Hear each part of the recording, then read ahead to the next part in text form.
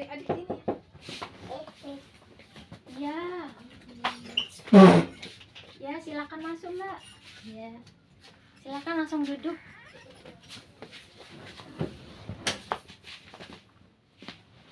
Baik. Di sini kalau boleh tahu dengan siapa saya berbicara? Saya Nisa. Oh, Mbak Nisa ya. Iya. Oh, Mbak Nisa yang kemarin sudah mereservasi untuk kegiatan konseling hari ini. Iya. Oh iya. Bagaimana kabarnya Mbak hari ini, Mbak? Alhamdulillah baik. Ibu sendiri gimana kabar? Alhamdulillah saya luar biasa. Sebelumnya, apakah Mbak Nisa pernah melakukan sesi konseling di tempat lain mungkin atau dulu pas waktu sekolah? Enggak, belum pernah, ini pertama kalinya. Oh, jadi ini kali pertama Mbaknya. Iya. Ya, saya mau nanya dulu tapi Mbak Nisa tahu belum? Sudah tahu atau belum ya konseling itu seperti apa? Kegiatan seperti apa? Saya pahamnya konseling itu kayak orang curhat-curhat gitu. Oh, ya, nggak salah sih, bener juga ini. Tapi saya izin meluruskan ya. Tapi sebenarnya udah benar. Jadi kegiatan konseling itu adalah kegiatan pemberian bantuan yang dilakukan oleh ahlinya, yaitu konselor. Konselor di sini saya kepada konselor yaitu Mbak Nisa untuk bisa menangani ataupun membantu menyelesaikan permasalahan atau keluhan yang sedang dihadapi Mbak Nisa sekarang. Dan dalam melakukan sesi konseling ini ada beberapa asas nih yang digunakan. Ada 3 asas. Yang pertama, asas kerahasiaan. Jadi semua percakapan yang antara konselor dan juga konseli akan lakukan itu semua terjaga kerahasiaannya. Kemudian asas yang kedua, asas kesukarelaan. Jadi Mbak Nisa datang ke sini untuk sesi konseling tidak atas paksaan dari orang lain kan? Iya. Nah, jadi Mbak Nisa datang ke sini pure murni ingin menyelesaikan permasalahannya dan membaginya kepada konselor. Kemudian asas yang ketiga yaitu asas keterbukaan. Jadi dalam asas keterbukaan tidak ada hal yang perlu ditutup-tutupi antara konselor dan juga konseling. Tujuannya apa? Supaya kita dapat menyelesaikan atau membantu permasalahan yang dihadapi sama Mbak Nisa selaku konseling gitu. Mungkin di sini sudah dipahami atau ada pertanyaan lagi, Mbak? Saya mau tanya tentang itu yang tadi, yang pertama, asasnya yang pertama itu. Oh, asas kerahasiaan. Iya. Itu maksudnya gimana? Apa cuma secara verbal gini aja? Jadi asas kerahasiaan itu semua percakapan ataupun kegiatan yang dilakukan hari ini antara konselor dan juga konseling, antara saya dan juga Mbak Nisa, itu semua akan terjaga kerahasiaannya gitu. Jadi hanya kita berdua yang saja yang tahu, dan juga saya membutuhkan untuk arsip dokumen jikalau nantinya kita akan melanjutkan sesi konseling selanjutnya gitu.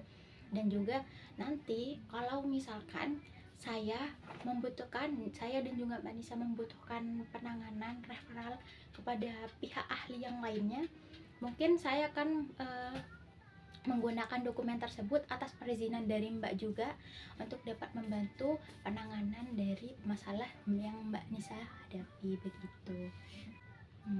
Apakah ada yang mau ditanyakan lagi?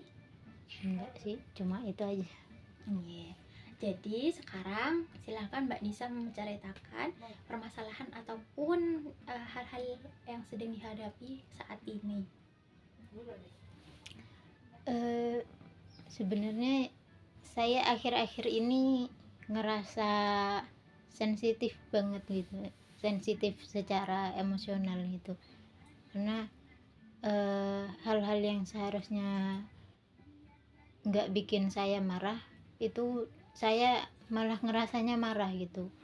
Kayak misalnya kemarin itu saya kan ada janjian nih sama teman saya berdua gitu untuk makan gitu.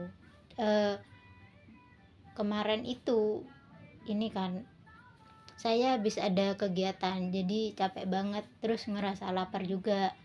Nah pas janjian itu teman saya tuh setuju, tapi setelah saya nunggu lama dia tuh tiba-tiba ngebatalin gitu aja.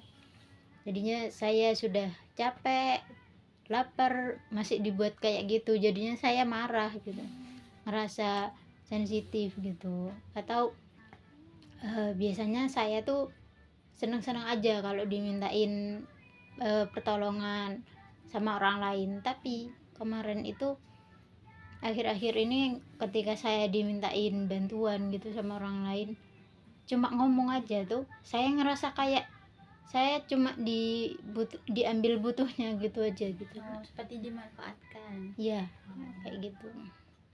Kalau boleh tahu, sejak kapan Mbak Nisa ini merasakan perasaan sensitif seperti ini? Kayaknya dari 3 bulan lalu gitu. Cukup lama. Iya, jadi waktu itu kan saya baru lulus SMK Ya. 3 bulan yang lalu. Nah itu setelah lulus saya tuh pengennya kerja sebenarnya, Mbak, pengen mandiri gitu, cari kerja terus dapat penghasilan sendiri gitu, jadi nggak ngebebanin ke orang tua gitu. Tapi ibu saya tuh malah mikirnya kalau saya tuh harus kuliah gitu tuh, karena menurut ibu saya orang yang sukses itu adalah orang-orang yang pernah kuliah kayak gitu, orang-orang yang lulusan bangku perkuliahan gitu. Jadi orang yang nggak kuliah itu nggak dipandang jadi orang sukses gitu. Padahal banyak kan sebenarnya tuh meskipun lulusan kuliah tapi jadi pengangguran gitu kan mending kerja ya, Mbak, daripada kuliah ngabisin duit gitu kan. Kalau kerja kan bisa kelihatan gitu tuh karirnya gitu, kalau kuliah kan masih ngambang gitu tuh. Jadi Mbak Nisa menyampaikan kalau Mbak Nisa ini saat ini sedang sensitif gitu ya, karena ada permasalahan dengan ibu di rumah. Jadinya hal tersebut yang membuat Mbak Nisa ini merasa sensitif gitu, karena Mbak Nisa kesal dengan pernyataan ibu bahwa kuliah itu bahwa orang yang sukses harus ada dari bangku perkuliahan gitu ya.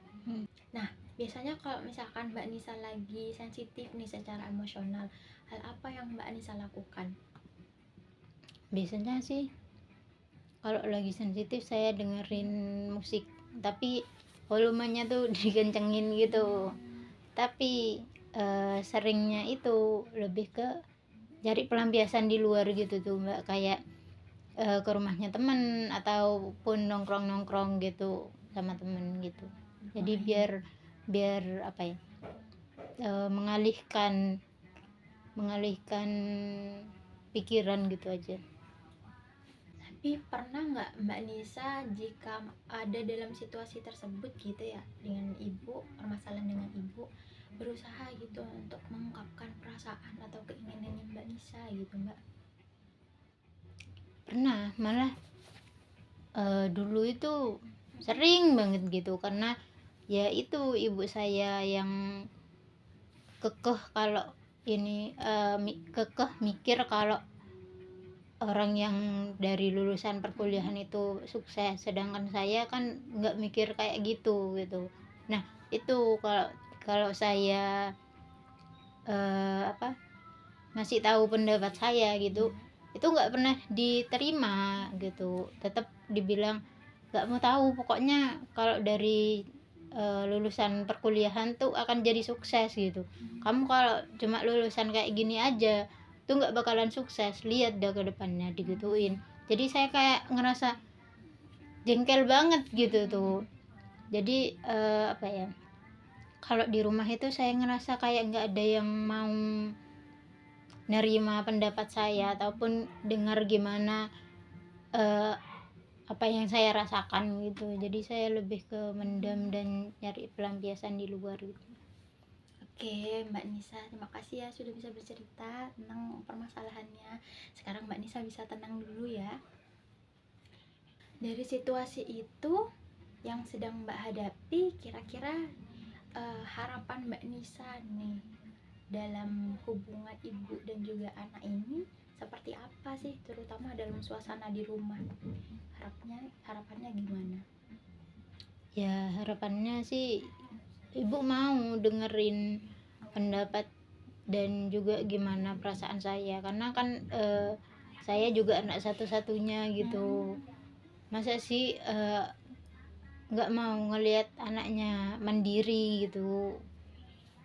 Itu aja sih. Jadi kalau gitu kan, kalau ibu bisa nerima gitu kan jadi enak gitu tuh ngelihatnya, nggak ada konflik, nggak ada yang tengkar gitu. Jadi Mbak Nisa ini ingin dihargai gitu, ingin diterima supaya tidak ada konflik lagi dan memiliki hubungan yang sehat ya dengan ibu. Iya. Atas kejadian ini, keputusan apa yang Mbak Nisa pilih nih ke depannya? Saya tetap ini sih, tetap pilih mau kerja, biar mandiri gitu. Saya tetap nggak pingin kuliah karena kuliah tuh buang-buang uang gitu dan belum jelas gitu gimana karir kedepannya gitu. Saya mengerti sikap Mbak Nisa ya, keinginannya untuk bisa mandiri, tapi mungkin sepertinya sikap yang ibu lakukan atau ya yang ibu lakukan kepada Mbak itu sepertinya merupakan sikap kekhawatiran ya. Kekhawatiran nih jikalau nanti ke depannya Mbak ini masa depannya seperti apa, mungkin yang saya tangkap seperti itu. Tapi kalau memang khawatir kayak gitu kan seharusnya mendukung apa yang diinginkan sama anaknya. Kalau nggak didukung kan kayak sama aja gitu. Apalagi juga kalau ibu nggak setuju sama saya itu kayak diancam itu tadi, kayak kamu mau jadi apa ke depannya gitu kan. Gimana ya itu, apakah kayak gitu masuk bentuk perhatian kan? Kalau menurut saya sih enggak ya Pak, itu enggak masuk bentuk perhatian gitu. Saya mengerti perasaan dari Mbak Nisa, kekhawatiran yang Mbak Nisa alami. Terima kasih Mbak Nisa sudah bersedia untuk bisa menyampaikan perasaannya kepada saya. Nggak mudah loh Mbak jadi jujur atas perasaannya sendiri. Terima kasih ya Mbak ya. Jadi sekarang mari kita kembali lagi ke keputusannya nih kepada Mbak Nisa lagi. Apakah nantinya Mbak Nisa ini tidak akan menyesali keputusan yang akan dipilih oleh Mbak, mempertimbangkan juga dari sisi ibu yang seperti itu? Menurut saya enggak sih, karena saya juga sudah apa ya, kayak bertekad gitu, punya tekad kuat kalau kerja itu nanti bisa mandiri. Terus kalau misalkan saya sukses kan secara nggak langsung bisa ngebahagiain ibu juga gitu. Jadi dari situ saya bisa apa ya, mengubah pikirannya ibu kalau misalkan orang sukses itu nggak cuma dari bangku perkuliahan aja sih. Jadi di satu sisi ini memang Mbak Nisa sudah sangat sadar ya terkait dengan masa depan, bahwa masa depan itu sulit. Tapi di satu sisi ibunya itu tidak suportif atas keputusan yang diambil oleh Mbak Nisa. Sebenarnya dari permasalahan yang dihadapi Mbak Nisa ini ada solusinya, masih bisa diperbaiki Mbak. Ada. Mbak, bisa. Gimana caranya? Asalkan Mbak ini mau mencoba lagi untuk berkomunikasi dengan ibunya, pasti bisa. Kalau gitu ya mungkin nanti saya coba ini lagi sih, karena kan kalau kayak gini terus sama-sama ngerasa nggak enak sih di rumah gitu.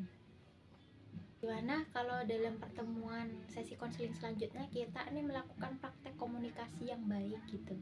Apakah Mbak mau dan bersedia? Boleh sih Mbak, tapi ini dulu ya, mungkin saya coba komunikasikan dulu sama ibu gitu ke depannya. Boleh. Jadi dari permasalahan yang Mbak Nisa hadapi ini, awal mulanya itu Mbak Nisa nih merasa sensitif secara emosional. Kemudian setelah digali, ternyata Mbak Nisa ini ada permasalahan antara hubungan ibu dan anak ya di rumah. Mbak Nisa ingin hidup secara mandiri, namun di satu sisi ibu tidak support dan ibu meminta Mbak supaya kuliah gitu ya, supaya menjadi seseorang yang ibu inginkan gitu, bekerja seperti yang ibu inginkan. Nah, dari semua ini ternyata setelah dirangkum, ternyata Mbak dan juga Ibu itu ada permasalahan dalam komunikasinya. Jadi ada miskomunikasi di sini. Sebenarnya itu bisa diperbaiki. Jadi setelah sesi ini berakhir, mungkin Mbak Nisa bisa mencoba lagi melakukan komunikasi yang baik dengan Ibu, atau di minggu depan ataupun pertemuan selanjutnya kita melakukan praktek komunikasi yang baik. Karena kan dalam mengkomunikasikan antara ibu dan anak itu agak sedikit riskan ya Mbak ya. Jadi kita harus belajar supaya kita tuh tidak dianggap menggurui orang tua kita gitu. Apakah Mbak mau gitu bersedia jikalau di minggu depan ataupun setelah sesi ini berakhir kita akan merencanakan untuk melakukan sesi konseling selanjutnya, sesi konseling lanjutan. Nah, kalau sepertinya dalam waktu dan juga hari yang sama seperti hari ini, apakah Mbak bersedia? Kalau harinya beda bisa nggak? Boleh. Oke. Mungkin bisa di hari yang beda gitu. Baik. Terima kasih atas partisipasi dari Mbak Nisa dalam melakukan sesi konseling ini. Nah, kalau boleh tahu nih, pendapat Mbak Nisa setelah melakukan sesi konseling yang pertama ini seperti apa ya? Ngerasa lega aja sih, karena kan dari permasalahan saya itu juga apa ya, karena nggak ada yang mau dengar gitu kan. Terus dari sini juga akhirnya kayak ngerasa ada yang mau dengar gitu keluh kesah saya.